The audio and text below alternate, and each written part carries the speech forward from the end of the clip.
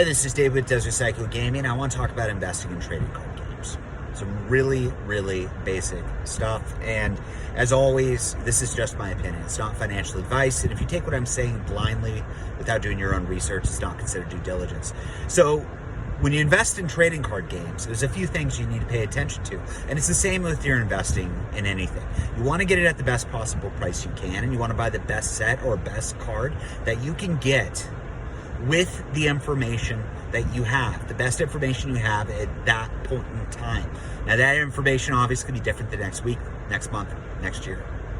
But at that time, you want to buy the most promising set at the best possible price that is going to perform the best within your expected time horizon. If you're talking about longer term, intermediate, short term, the performance could be different on those sets based on the expected time horizon. Now in terms of performance, what definitely aids it is population and demand. When there's less of a product out there and there's a higher demand, people are going to pay more for that product. When the demand's extremely high with Pokemon, like it was in 2020, look at where the prices went. It went to the absolute moon. But that's kind of a unicorn event. Prices don't generally move like that.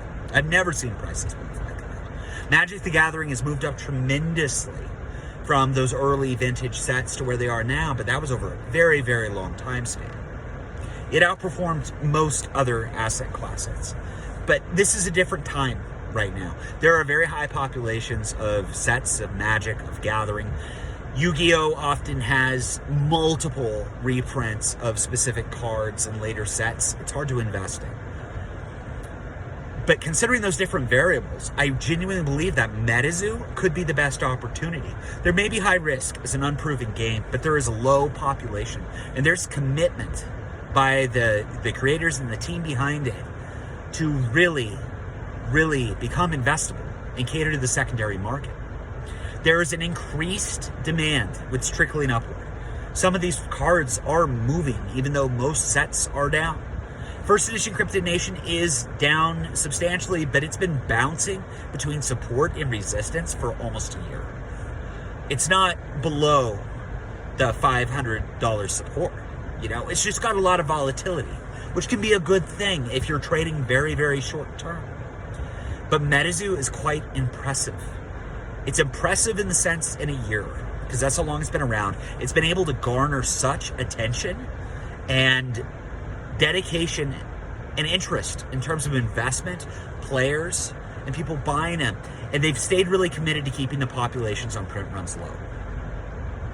50,000 is the amount of boxes which were printed in Wilderness First Edition, which is a lot of boxes, but it's nothing compared to what the other games are. And considering how early the game is, as more people trickle into it, as specific catalysts take place to garner more visibility, those boxes are absolutely nothing. I bought a box of Evolving Skies a few months ago, right? And I opened it. I have a lot of boxes on hand, but I opened this one and I noticed it had a number on the box. It was 249,200. That's astronomical. And yes, there are a lot more people interested in Pokemon, but like I said, when you're investing, you need to pay attention to population, to demand, and your own individual time horizon. And my time horizon is longer term. And it is so early right now, and the prices on some of these sets are really reasonable. They're really cheap from where I'm expecting it to go based on what I'm expecting the player engagement to be. So I'm very, very excited to see where Metazoo is going. And I will say that in terms of everything I'm investing in, I'm buying vintage Magic. I buy vintage Magic, I sell vintage Magic. But I am investing and focusing on investing in Metazoo, because I do not think the prices are going to stay where they're at for very long. Again, this is my opinion. I could be way wrong. I think when you're looking at a set like the fan art set or some of these pin boxes and some of these more exclusive products that have these really short-term spikes, it's important to know that they can absolutely retrace and dip and go crazy. It's really, really new, and they don't really have the larger buyer base yet to sort of solidify price models and set up resistance and support. They can float upward as demand is increasing. They can come down as retailers just drop their prices. There's a lot of different things to pay attention to, but as time passes and the prices begin to move up and more people come in, it's going to be harder for them to go down much more than where they're at. I think just logically, it seems like a very, very good chase. Now, personally, I'm not buying Kickstarter boxes at $10,000. Although, I don't know, it could be $100,000 in not too many years. It's possible. It's very, very possible, but it's also very, very soon. Look at what happened with Flesh and Blood. The game is all but collapsed on itself. It's horrific. It is horrific.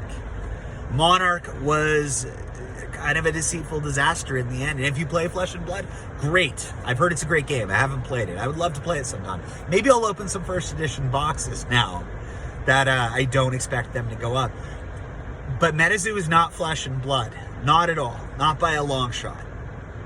And I think they have the right ideas about what to make the game successful. That does not mean that the game isn't going to be flat or have a duration of moderate or even poor performance. That could happen in Pokemon. That could happen in Magic. That could happen in much bigger games. But I think these elements that some of the other games aren't paying attention to, primarily partnership with the secondary market, which Pokemon doesn't care about.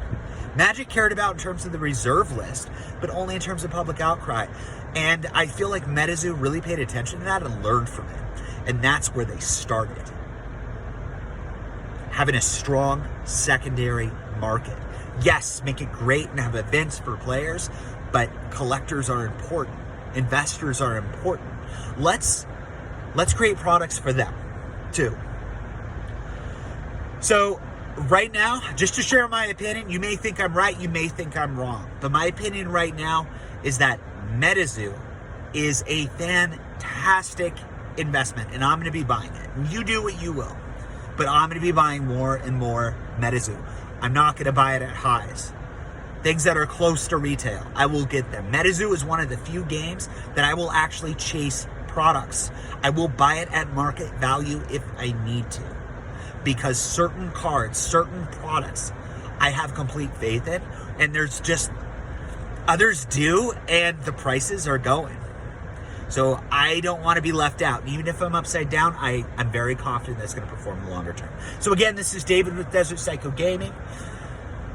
I appreciate you watching. If you like what I'm talking about, if you agree with me, let me know in the comments. If you think I'm full of it, you think I don't know what I'm talking about, that's okay. I'm just a random guy on the internet, but I want to hear about it in the comments too. And if you think this is an interesting dialogue, as always, please like and subscribe. Have a great day.